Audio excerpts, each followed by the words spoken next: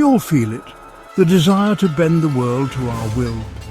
We crave certainty in an uncertain existence.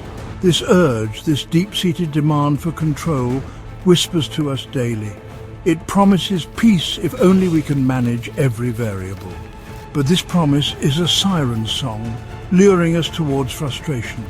It is a battle fought within, often unseen, yet profoundly impactful on our lives and leadership. This obsession is understandable. Life throws curveballs, plans go awry, people disappoint. In the face of chaos, control feels like a lifeline. We try to control our careers, our relationships, even the opinions of others. Yet, despite our best efforts, the unexpected always arrives. The market shifts, the loved one makes their own choice. The rain falls on our parade, literally and figuratively. Think about the daily grind, the frustration of a traffic jam when you're already late, the anxiety before a crucial presentation, wishing you could control the audience's reaction. These are common struggles born from the instinct to manage what is inherently unmanageable.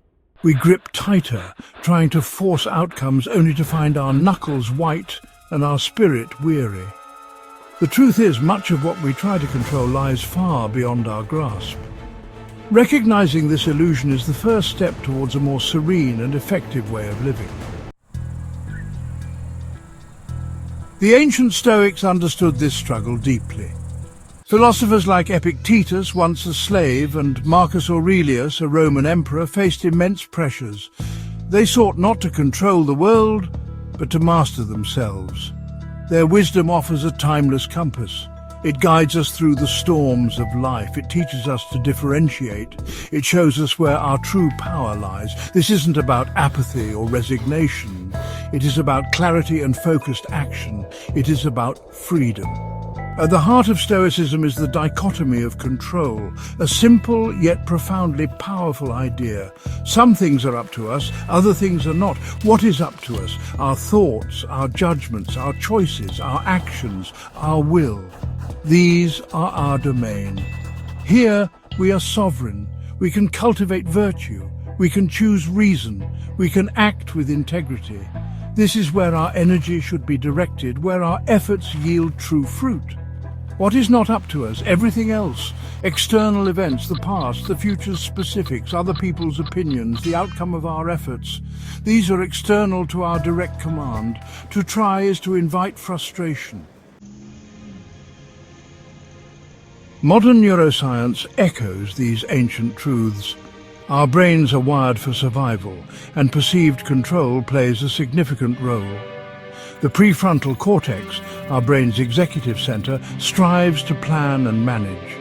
When we feel in control, our brain rewards us with a sense of calm.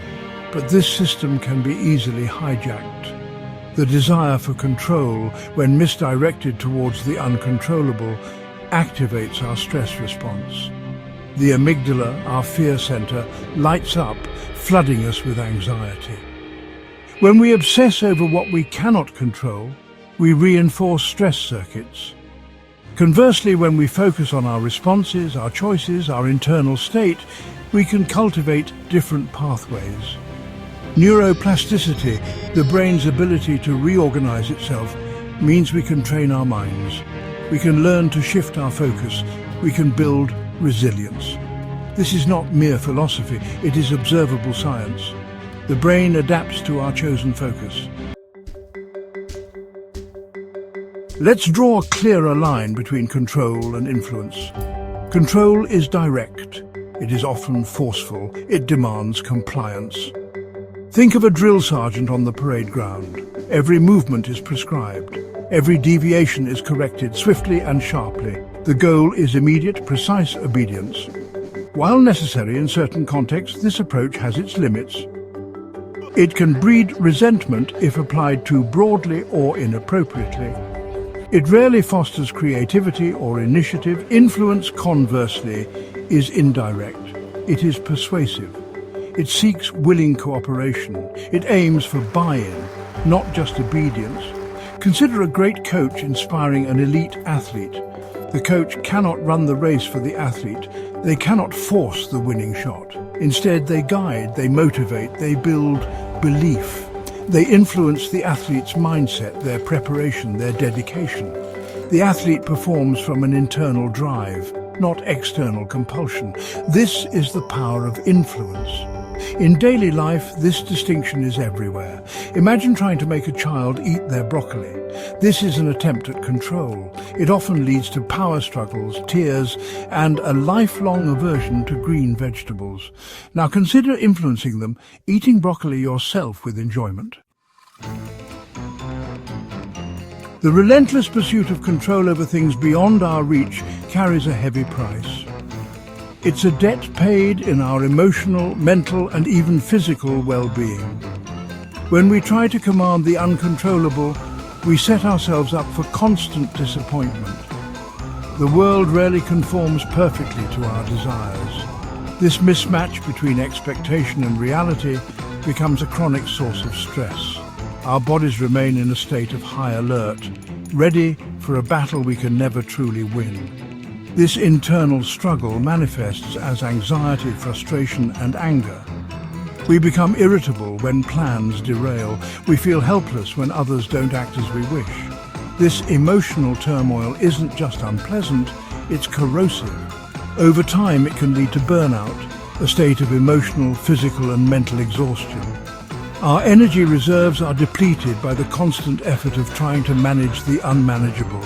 We become less effective, less engaged, and less capable of enjoying life's simple pleasures. Beyond our internal state, the quest for excessive control damages our relationships. When we try to control others, whether loved ones or colleagues, we communicate a lack of trust. The alternative to this damaging pursuit is to turn inward, to focus on what the Stoics called our inner citadel. This is the fortress of our mind, our character, our choices. Here we are truly sovereign by concentrating our efforts on what we can control, our thoughts, our actions, our responses. We unlock a profound source of strength and tranquility. This is not about ignoring the world, but about engaging with it from a place of inner stability. The benefits are immediate and transformative. When we detach our peace of mind from external outcomes, we cultivate resilience. We become less reactive to setbacks. A failed project, a critical comment, an unexpected obstacle. These are no longer catastrophes. They are merely events to which we can choose our response. This cultivates emotional stability. We find a calm center even amidst the storm. This is true freedom, the freedom from being jerked around by external circumstances. When we relinquish the futile attempt to control, we open the door to something far more potent: influence. True influence is not about manipulation or coercion. It is about inspiring positive change through our character and our actions. It is about earning trust and respect, not demanding it. While control often breeds resistance, genuine influence fosters willing cooperation. It empowers others rather than diminishing them. This is where real, lasting power resides. The shift from an iron fist to a guiding hand requires a change in perspective. It means recognizing the autonomy and inherent worth of others. It means leading by example. Our actions speak far louder than our commands. When we embody the values we wish to see, integrity, diligence, empathy, others are naturally drawn to follow. Active listening becomes crucial. Understanding others' perspectives, their motivations, their concerns allows us to connect with them on a deeper level. Empathy is the cornerstone of influence.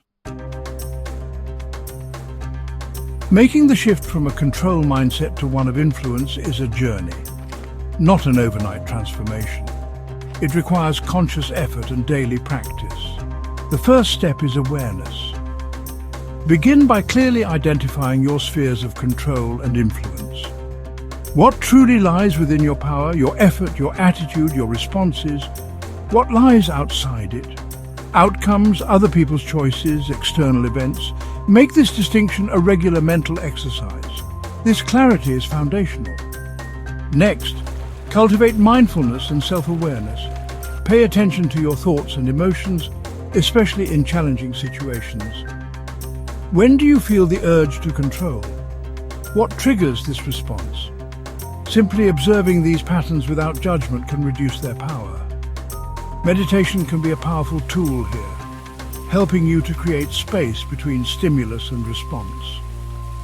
In that space lies your freedom to choose a more constructive path, focusing on your deliberate actions rather than reflexive reactions.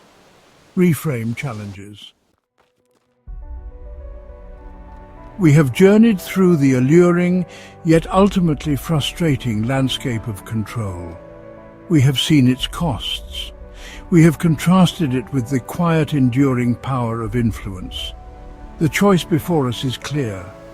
It is a choice between a life of anxious striving and a life of purposeful action. It is a choice between alienating others and inspiring them. It is a choice that redefines what it means to be strong and effective in this world. True power is not found in dominating others or dictating outcomes. That is a fragile, illusory strength. Real power, the kind that builds, that lasts, that elevates, is found in mastering oneself and inspiring the best in others. It is the power of influence, wielded with wisdom and integrity. This is your invitation to wield true power.